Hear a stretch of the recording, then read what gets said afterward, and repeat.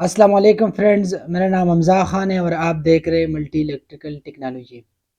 दोस्तों, आज मैं एक वॉशिंग मशीन को चेक करने आया हूँ और इस वॉशिंग मशीन में ये मसला है कि ये डायरेक्ट चलता रहता है। मतलब इसका जो टाइमर वो काम नहीं कर रहा है। तो आज की वीडियो में मैं आपको ये बताऊंगा, अगर आप लोगों के वॉशिंग मशीन में भी ये मसला हो जिसका जो टाइमर वो डायरेक्ट चल रहा हो और आप इसको बटन से यूज़ करते हो, मतलब इसको आप बटन से ऑन ऑफ करते हो या इसकी चक्कर जो है ना उसको चेंज करते हो, तो इसको आप कैसे ठीक कर सकते हो। तो दोस्तों, आप कोशिश करिए कि इस छोटी सी वीडियो को शुरू से लेके एंड तक देखिए, तो आपको अच्छी तरीके से समझ में आएगा। तो चलिए फ्रेंड्स, टाइम को बिना वेस्ट किए वीडियो को करते शुरू। अच्छा दोस्तों, अभी आप देख सकते हो दोस्तों, ये जो मशीन है ना इसको मैं इस बटन से ऑन ऑफ कर रहा हूँ और इसका ये जो टाइमर है ना, टाइमर ये बिल्कुल फ्री हो चुका है। ये बिल्कुल काम ही नहीं कर रहा है। और ये जो बटन है ना, इससे ये ऑन ऑफ होता है और इसकी वन वे और टू वे का जो चक्कर होता है ना वो भी चेंज होता है। मतलब मशीन हमारा बिल्कुल ओके है, सिर्फ ये डायरेक्ट चलता रहता है। दोस्तों, इसमें एक नुकसान ये भी हो सकता है, अगर आपका वो मशीन डायरेक्ट चल रहा हो, मतलब उसका टाइमर काम नहीं कर रहा हो, तो इसका जो मोटर है ना वो गर्म होके जल सकता है, क्योंकि जो टाइमर का टाइमिंग होता है वो 15 मिनट होता है। तो आप कभी भी अपने मशीन को डायरेक्ट ना चलाया करें, मतलब टाइमर को लगा के ना मशीन को यूज़ किया करें। और अभी आप देख सकते हो दोस्तों, ये जो लाइट वाला बटन है ना, ये भी काम नहीं कर रहा है। तो आज इसको हम बिल्कुल ओके करेंगे और हम आपको बताएंगे कि इसको आप कैसे ठीक कर सकते हो। तो मैं इसको जल्दी जल्दी खोल लेता हूँ। ये आप देख सकते हो दोस्तों, ये इसकी बैक साइड पे ये स्क्रू लगे हुए हैं। तो इसको मैं जल्दी जल्दी खोलता हूँ और फिर मैं आपको बताऊंगा कि इसको आपने कैसे ठीक करना है।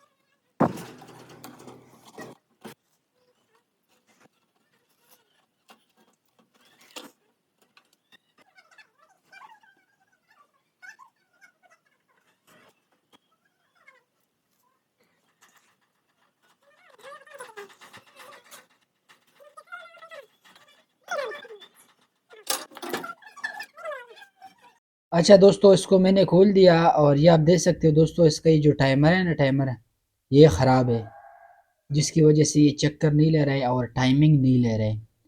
तो अभी मैं इस तरह करूँगा, अभी मैं इसका जो वायर्स है ना, वायर्स इसको काट लेता हूँ। और जब भी आपने अपनी मशीन का टाइमर को चेंज करना हो, तो उससे पहले आप उससे एक पिक्चर लिया करें, ताकि बाद में आपको वायरों के बारे में आइडिया हो कि भाई कौन सा वायर कहाँ पर लगा था। क्योंकि ये जो वायरिंग होते हैं ना, ये टाइमर का वायर जो होता है, ये किसी भी टाइमर के अंदर मतलब और कलर का हो सकते हैं। तो आप उससे पहले एक पिक्चर लिया करें या एक छोटी सी वीडियो बना लिया करें, ताकि अगर आप लोगों ने अपने घर में इसको चेंज करना हो तो आप उसको इजीली चेंज कर सके, बाद में आपको वायरिंग के बारे में कंफ्यूजन नहीं होगा। तो मैं इसको जल्दी जल्दी इसका जो वायर्स है ना उसको काट लेता हूँ और फिर मैं आपको बताऊंगा कि इसको आपने कैसे चेंज करना है। तो ये आप देख सकते हैं दोस्तों, ये ऊपर से खुलता है, तो इसकी ऊपर टॉप पर ये स्क्रू लगे हुए हैं। तो मैं इसको जल्दी जल्दी खोलता हूँ और इसका जो टाइमर है ना वो इस मशीन से मैं रिमूव कर देता हूँ।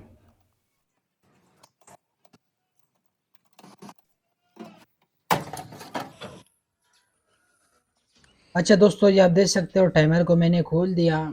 और ये जो ब्लैक वाला साथ आपको नज़र आ रहा है, ये इसका बज़र है। तो अभी आप देख सकते हो दोस्तों, यह टाइमर जो है ना, ये ख़राब है। तो मैं अभी इसमें इसी तरह दूसरा टाइमर ले आता हूँ और मैं इसके अंदर इसको चेंज कर लेता हूँ। तो ये आप देख सकते हो दोस्तों, ये नया टाइमर मैं ले आया हूँ और अभी मैं इसको यहाँ पर लगवाऊँगा। और जब आपने इसको परचेज़ करना हो तो आप कोशिश क्या करें कि पुराना वाला टाइमर को अपने साथ लेके जाया करें, क्योंकि उसमें और तरह के मॉडल भी आते हैं। आप कोशिश क्या करें कि सेम ही लाया करें तो वो ज़्यादा अच्छा होगा, क्योंकि वो इसमें इजीली बैठ सकता है और इसके ऊपर जो नॉब होते हैं ना, वो अच्छे तरीके से बैठ सकते हैं। तो ये आप देख सकते हो दोस्तों, ये टाइमर है, ये आपको मार्केट से मिल जाता है। ये 350-400 रुपये का टाइमर मिलता है और इसको आप इजीली इसके अंदर चेंज कर सकते हो। तो ये आप देख सकते हो दोस्तों, ये इसके स्क्रू है ना। तो इसको हमने सबसे पहले इसको मैं यहाँ पर टाइट कर देता हूँ और बाद में मैं इसका जो कनेक्शन है ना, इसको करूँगा। तो यहाँ पर मैं इसका जो बोल्ट है ना, बोल्ट स्क्रू वगैरह, इसको मैं अच्छी तरीके से टाइट कर लेता हूँ ताकि ये लूज़ ना हो। क्योंकि अगर इसको आप टाइट नहीं करेंगे तो फिर वो आउट होगा और इसके ये जो नाप वाली जगह है ना, ये हिलेगा, मतलब ये प्रेस नहीं होगा अच्छी तरीके से। तो मैं इसको अच्छी तरीके से बिठा देता हूँ अपनी जगह पर और फिर मैं इसका जो कनेक्शन है ना, उसको करूँगा। और ये जो टाइमर है ना दोस्तों, इसको आप इजीली घर पे भी चेंज कर सकते हो, मतलब इसमें कोई ख़ास रॉकेट साइंस नहीं है। और ये जो ब्लैक वाला आपको नज़र आ रहा है, ये इसका बज़र है, क्योंकि इसका बज़र भी ख़राब हो चुका है, तो ये भी हम चेंज कर देंगे। तो ये बज़र भी आपको मार्केट से इजीली मिल जाता है, मतलब इतना महंगा नहीं है। तो यहाँ पर मैं इसको टाइट कर देता हूँ और मशीन को हमने बिल्कुल ए बंद करके करना है इंशाल्लाह। तो ये आप देख सकते हो दोस्तों, यहाँ पर मैंने इसको लगवा दिया और अभी मैं इसका जो वायरिंग है ना, वायरिंग, इसके बारे में आपको बताऊंगा। तो मैंने स्क्रू को अच्छी तरीके से टाइट कर दिया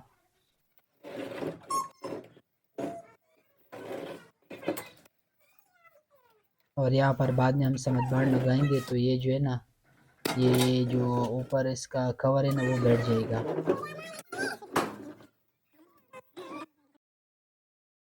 अच्छा दोस्तों, ये जो वायर्स है ना, ये 6 वायरों वाला टाइमर है।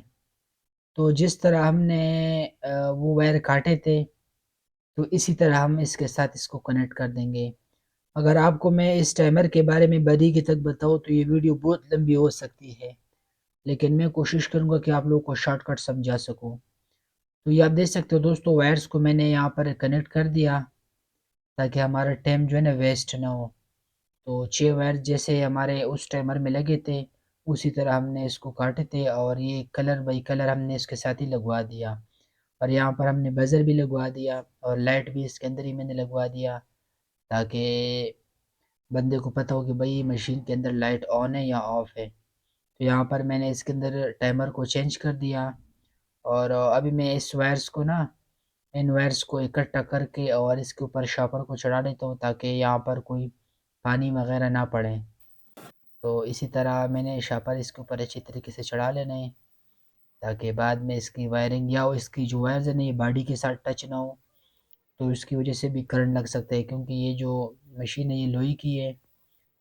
तो आप भी कोशिश क्या करें कि जब भी आपने मशीन का टाइमर चेंज करना हो या जहाँ पर जोड़ वायर हो, तो आप उसके ऊपर कोई शॉपर भी चढ़ा लिया करें, सिर्फ टेप ना लगा दिया करें।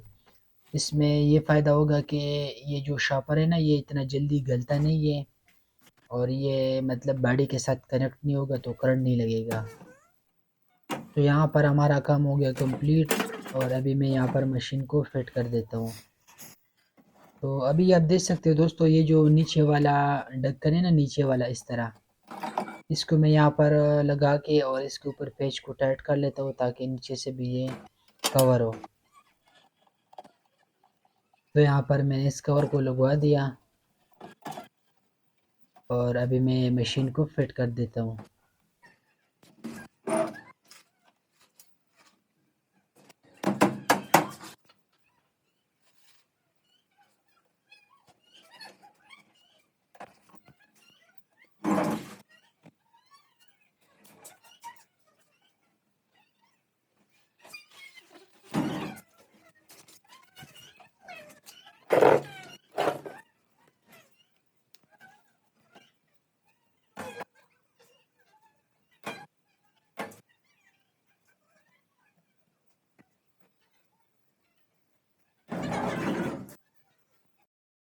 अच्छा दोस्तों, यहाँ पर हमारा काम हो गया कंप्लीट। और यहाँ पर ये आप देख सकते हो हमारा जो मशीन है वो बिल्कुल ओके हो गया। तो अभी मैं मशीन को ऑन कर देता हूँ। और अभी यहाँ पर हम देखते हैं कि भाई हमारा मशीन चला है या नहीं है।